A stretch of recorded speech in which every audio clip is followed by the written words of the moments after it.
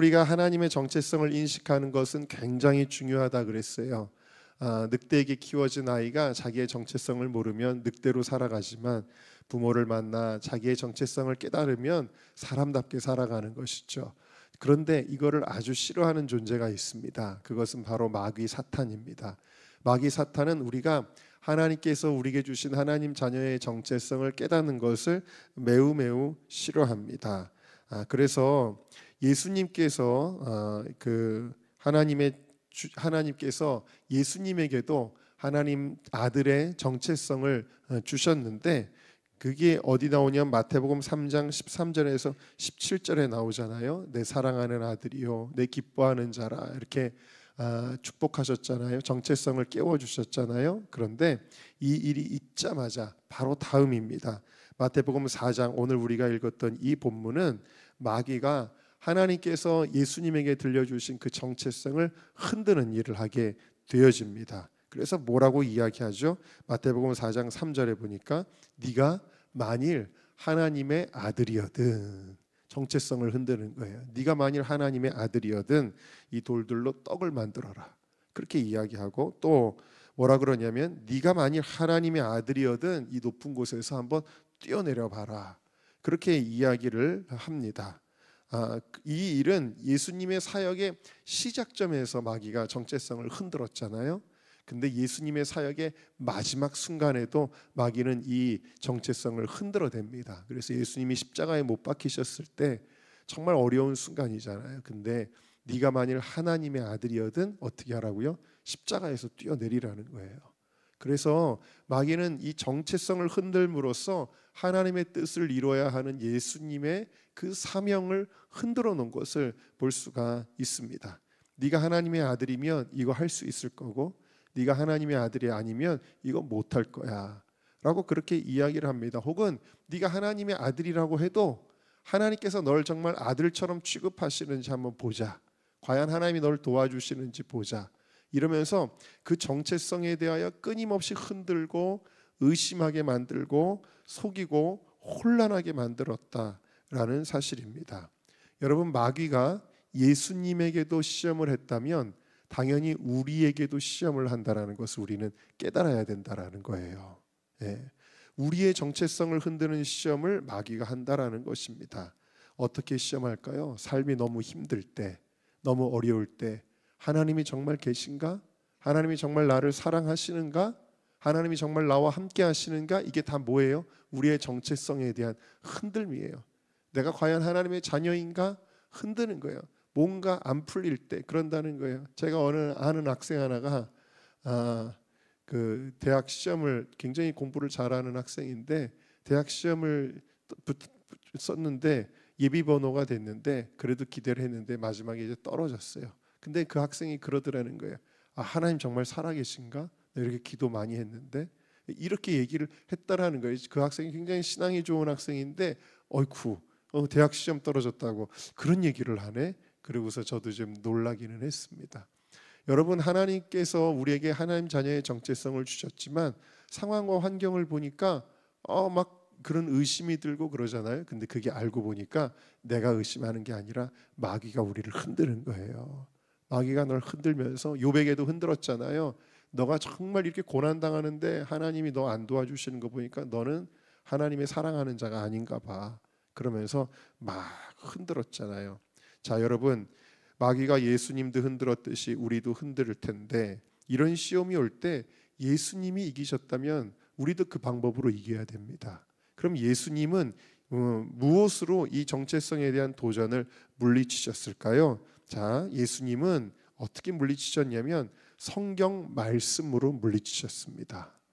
그래서 신명기 8장 3절 말씀을 인용하시죠. 한번 읽어볼까요? 시작. 사람이 떡으로만 사는 것이 아니요 여호와의 입에서 나오는 모든 말씀으로 사는 줄을 네가 알게 하려 하심이니라. 신명기 6장 16절도 있습니다. 시작.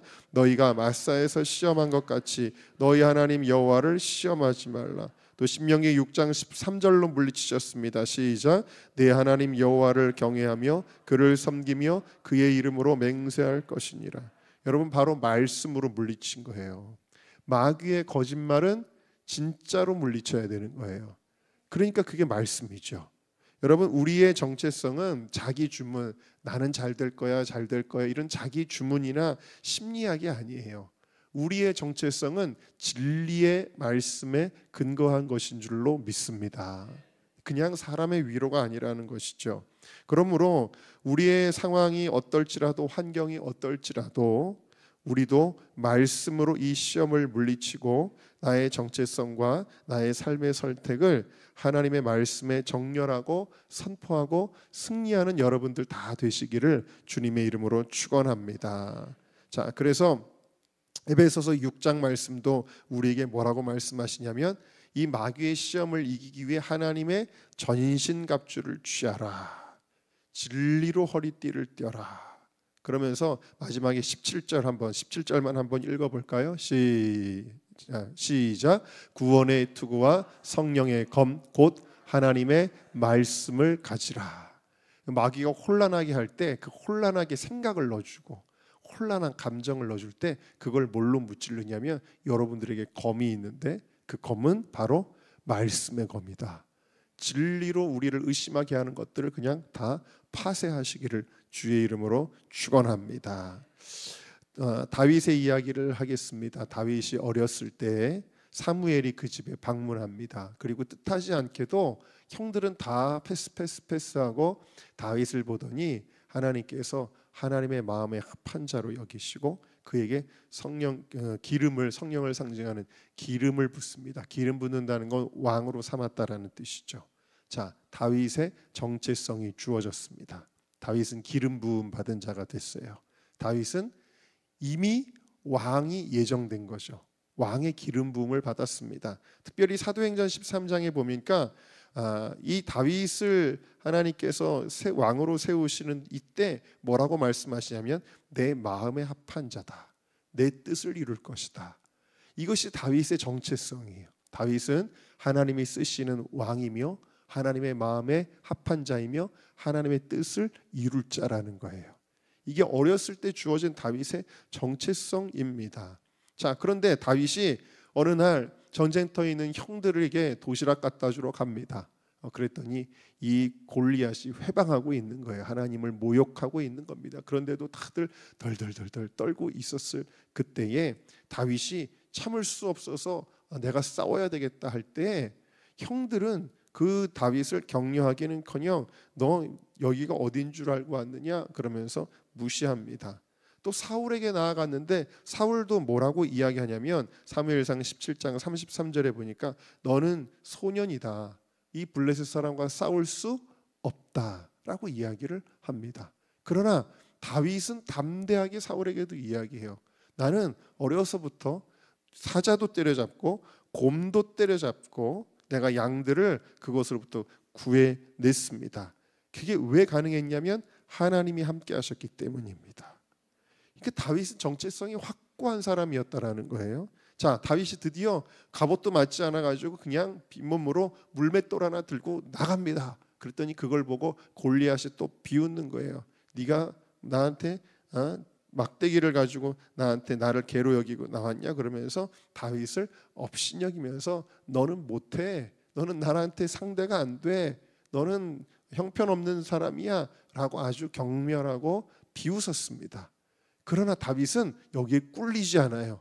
하나님의 말씀을 선포하며 나아갑니다. 그러면서 너는 칼과 창과 단창으로 내게 오거니와 나는 만군의 여호와의 이름 곧 네가 모욕하는 이스라엘 군대의 이름으로 내게 나아가노라.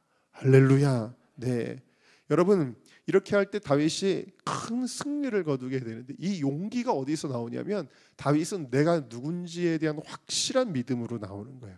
하나님이 나와 함께 하시고 하나님이 나를 통해서 나는 하나님의 마음에 합한 자이며 나를 통해 하나님의 뜻을 이루는 자이다. 이 믿음이 있으니까 그 나갈 수 있는 용기가 생기는 거라는 이야기입니다. 여러분, 사단은 끊임없이 여러분들에게 이야기합니다. 네가 뭘 할 수 있어? 너는 안 돼. 하나님이 네 기도 안 들어. 하나님 너 별로 안 사랑하는 것 같아. 하나님이 너에게 대답도 안 하셔. 야, 네 삶이 그렇게 형편없는 거 보니까 너는 복을 못 받았어. 너는 저주받았나 봐. 별의 별소리를 하면서 여러분들의 정체성을 흔들려고 하겠지만 여러분들은 이 모든 것들을 내가 받은 이 시간에도 지금 정체성을 받는 거잖아요. 하나님께 들은 그 말씀, 아니야, 하나님은 나를 사랑하십니다. 여러분, 하나님의 나는 복된 자녀임을 여러분들이 굳건하게 하며 그 모든 사단의 시험을 물리치는 여러분들 되시기를 주님의 이름으로 축원합니다. 우리 다시 한번 따라 하시겠습니다. 나는 하나님의 존귀한 자녀입니다. 하나님은 나를 사랑하십니다. 하나님은 나를 기뻐하십니다. 하나님은 나와 언제나 함께 하십니다. 하나님은 나를 통하여 놀라운 일을 행하십니다. 아멘. 할렐루야. 아멘. 여러분, 이 믿음으로 오늘도 승리하고 내일도 승리하고 예수님 오실 때까지 승리하시기를 주님의 이름으로 축원합니다.